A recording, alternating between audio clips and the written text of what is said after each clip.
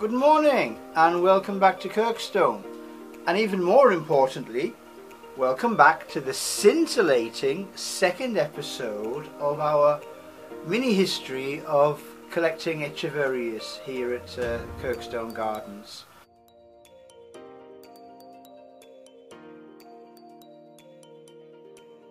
There are basically two parts to this.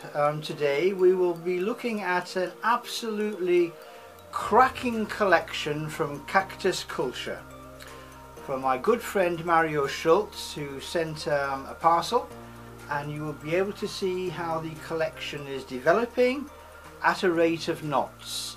So that's one of the major parts of today, and the other part of today's episode is a taxing look, perhaps for some of us, at the new emerging taxonomy in our second taxonomy and classification feature, and what is being considered, what is being looked at in terms of reorganizing the way we envision, the way we see, the way we conceptualize the genus Echeveria and how it relates to everything else.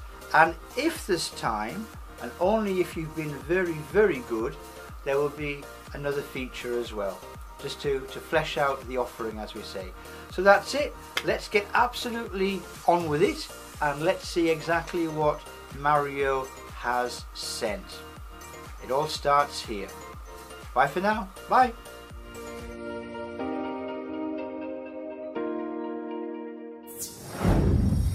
Good morning and welcome back to Kirkstone. I had another small delivery here, which I've just taken out of the in tray. So what do we have in the in tray today? Well, this is from Culture Plants, which is Mario, based in Germany.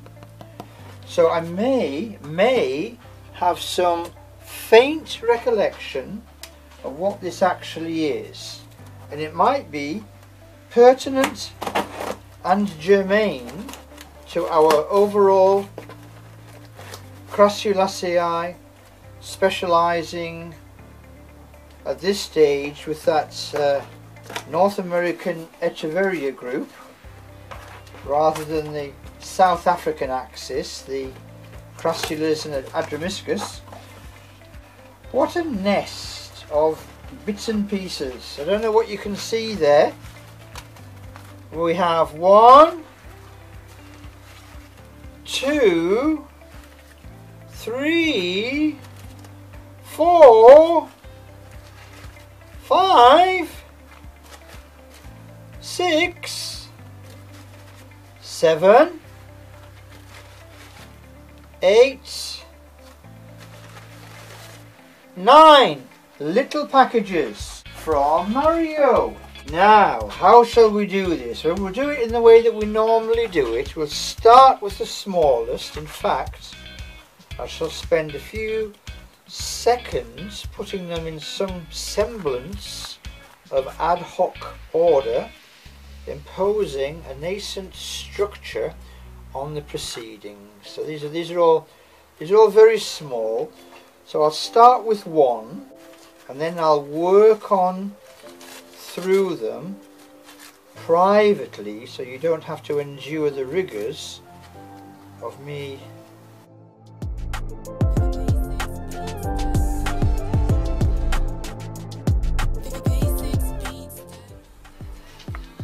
I have here ready a whole swathe of small plant pots, just ready for these first small plants like this little blue elf, which has arrived from Mario.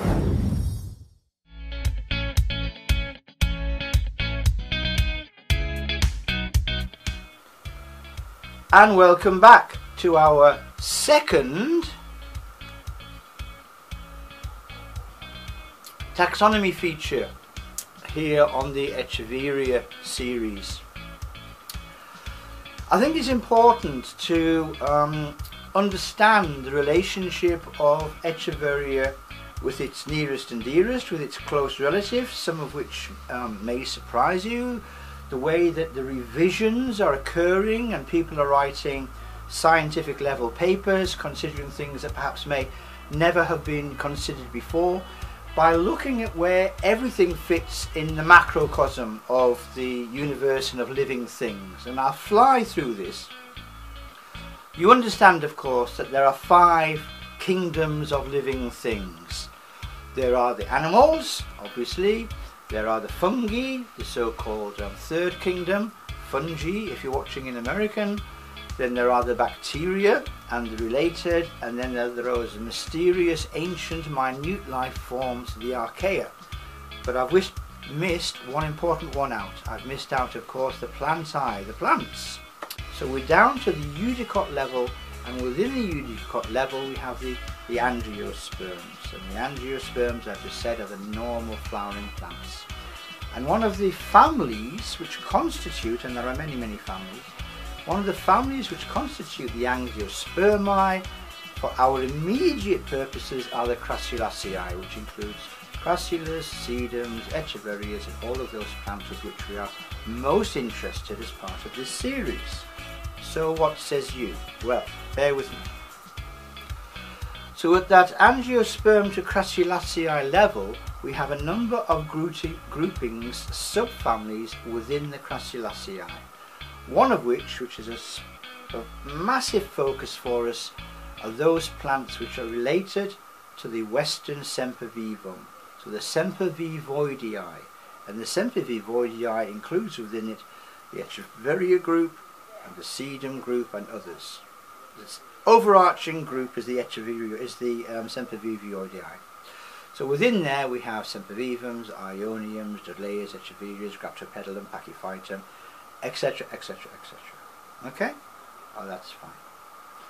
Now, an important understanding for us at this point is traditionally we would have gone below that point within the family to the genus, so for example the genus Echeveria, and then from the genus level to the species level, and the species level would be Echeveria purpusorum. So there we've drilled down to the base layer. We've gone down to the atom. But then we discovered that atoms were made up of protons, electrons, neutrons, etc, etc. We also discovered that species, and I'm talking about Victorian level thinking here, species could be drilled down also to varieties, which are subspecies, I missed out, subspecies, then varieties, and then forma. What is now being understood is that a species is not a group of plants. A species is not a population. A species is simply one plant which is described as the type specimen of its type on that exact moment it was recorded. One plant.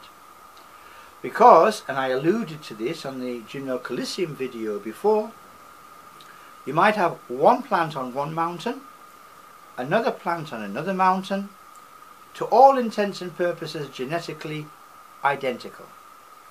99.999 recurring % identical. But one plant has long spines, or to make it more relevant to the present series, longer leaves.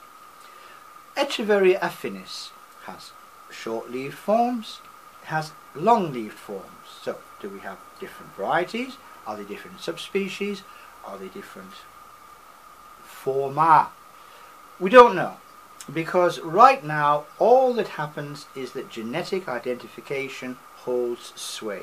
So in the old days we had the splitters, and the splitters were the people who would separate plants down to the most minute characteristic and give it a new name.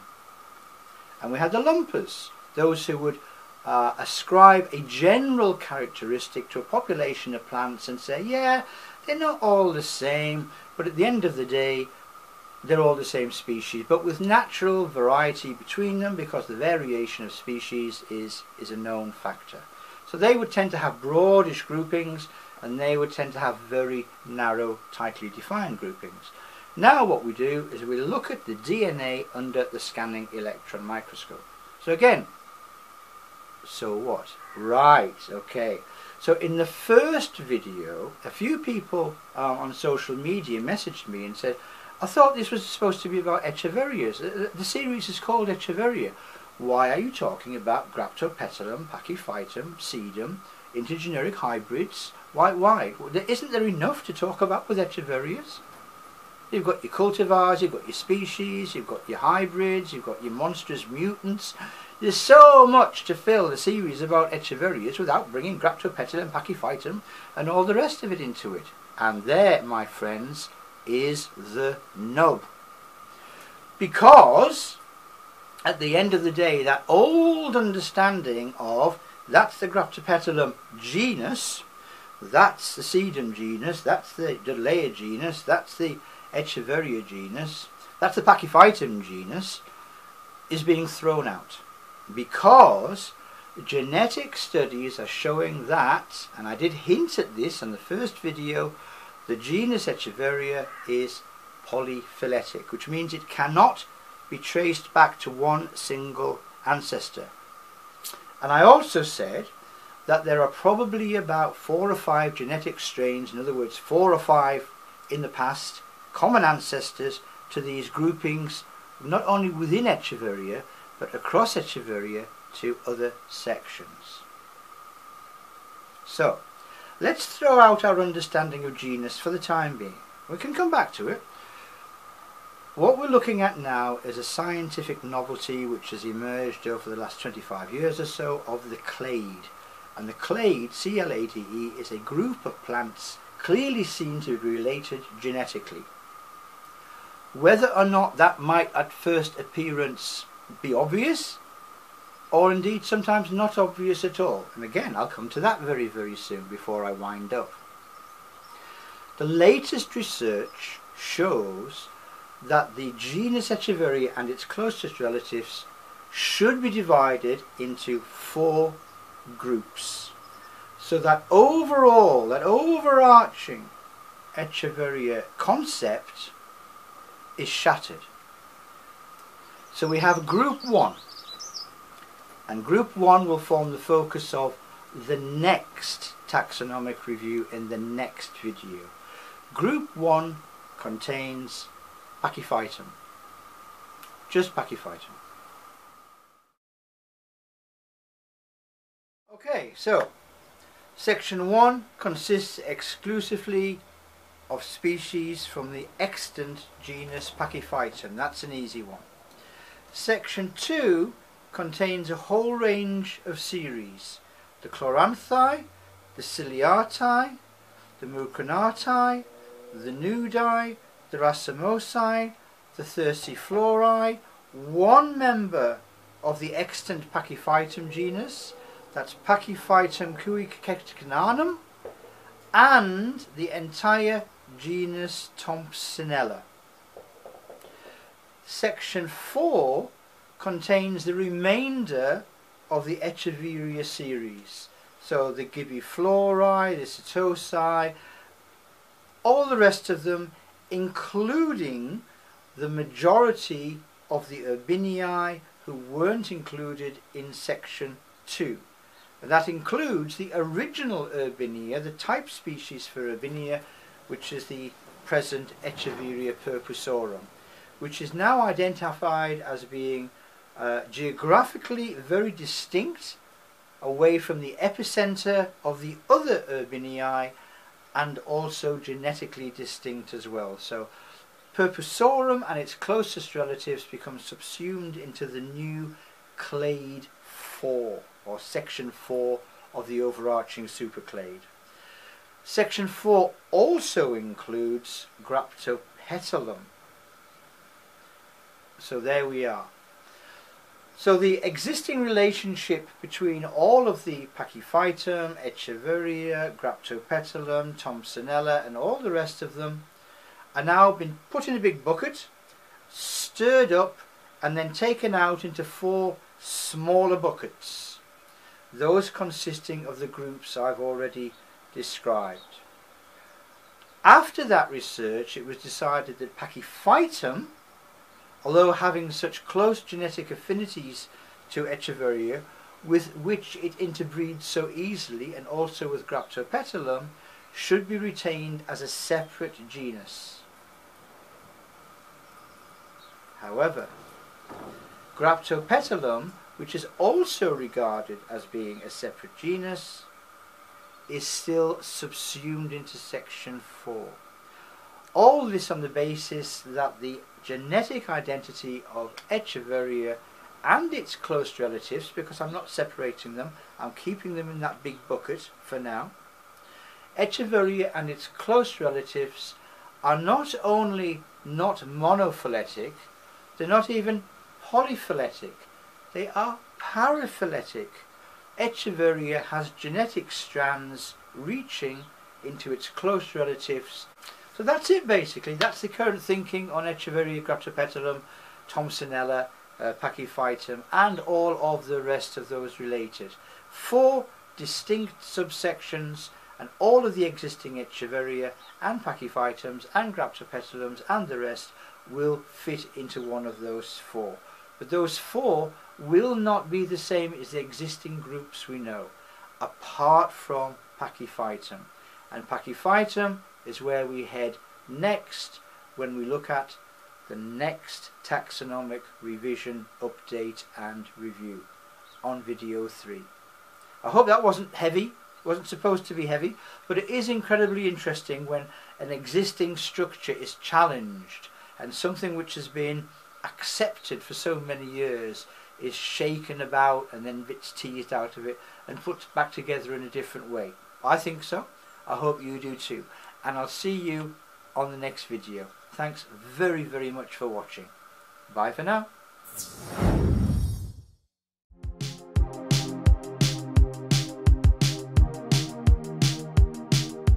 And there we are. So we're adding continuously to this little collection of Echeverias and relatives, and the odd interloper like this Haworthia groenwaldii.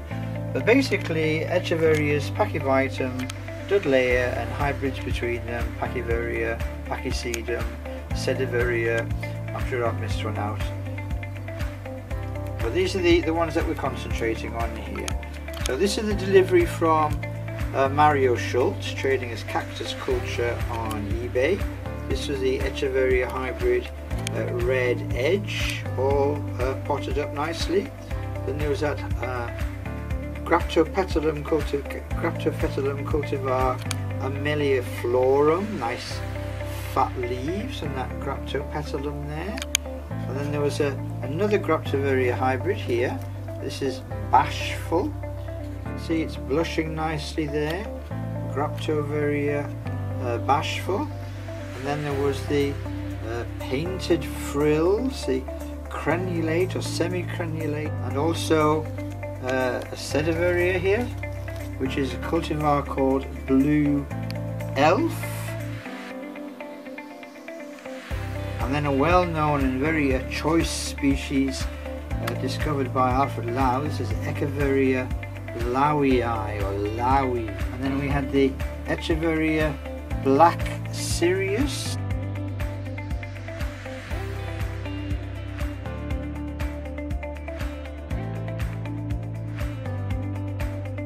Okay, and here we are, the morning after, just having a quick look over our little Echeveria collection, which is gathering pace and building up rather nicely. So we have those new deliveries from our good friend Mario Schultz, trading as Cactus Culture on eBay UK. And we've also, as I accelerate through the ranks, we have also got a collection of labels. So as always, it's the same system. I've got the name of the plant, and then on the back of the plant I've got Cactus Culture, eBay UK, January 2020.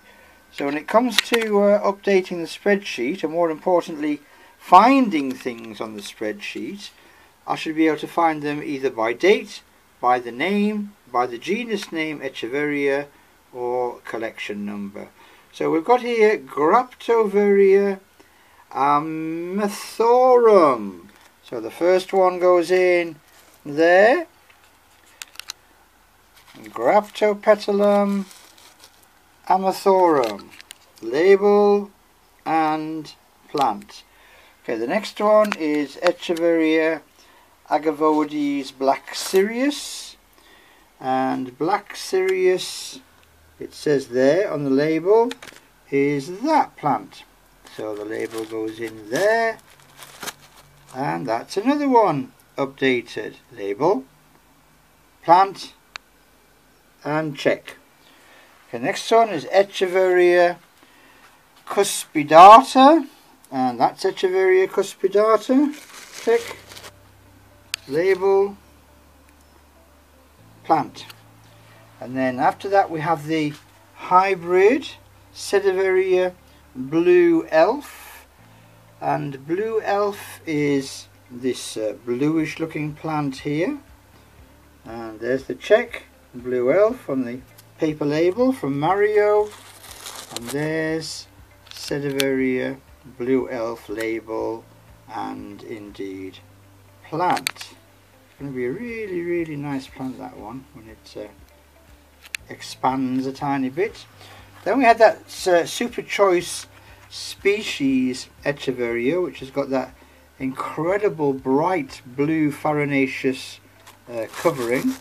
So that's Echeveria lawii. So there we are, Echeveria lawii. Label, plant, and check. And not many left now. We've got Echeveria painted frills. Painted frills. A multicoloured, almost variegated, you say, green fading into red. And there's the label. Insert the label, and that's Echeveria painted frills labelled. Look at the plant. Check one last time. Okay, Graptoveria bashful. Okay, so that's Graptoveria bashful in there. Label's not straight. I don't know why. Why it's different doing it with my right hand than my left hand, but with my right hand it works. There's a Graptoveria bashful, and there indeed is a bashful, and there's one left, and that's this one here. That's Echeveria red edge. Red edge, and there is indeed a lovely little red edge Echeveria. So that is the collection. 1, 2, 3, 4, 5, 6, 7, 8, 9 from Mario. So that's Echeveria cuspidata, and then Echeveria red edge. Red edge. Great plants from Mario Schultz, trading as Cactus Culture on eBay UK, and probably eBay worldwide, to be honest, but obviously I buy them from eBay UK. And a last lingering glance over some of the more interesting plants in the growing Echeveria and Relatives collection here at Kirkstone. A very nice little Setosa minor there, unusual Dudleya, bright white Dudleya, Echeveria lutea, and there's that red trump, that new hybrid that came from Bogglewood and Stones, and a few starting to throw up some flowers. There's Ramillet is throwing up some flowers there, and this much bigger Agavoides that came a while back is featured on an earlier video. This large Agavoides is showing up a pinkish flower scape right now coming up. Okay, so there we are, Echeverias and their relatives, growing collection, and there'll be some more very soon. Check back whenever you can. There's always more to see. Bye for now. Bye. Flacas y gordas, chiquillas, viudas,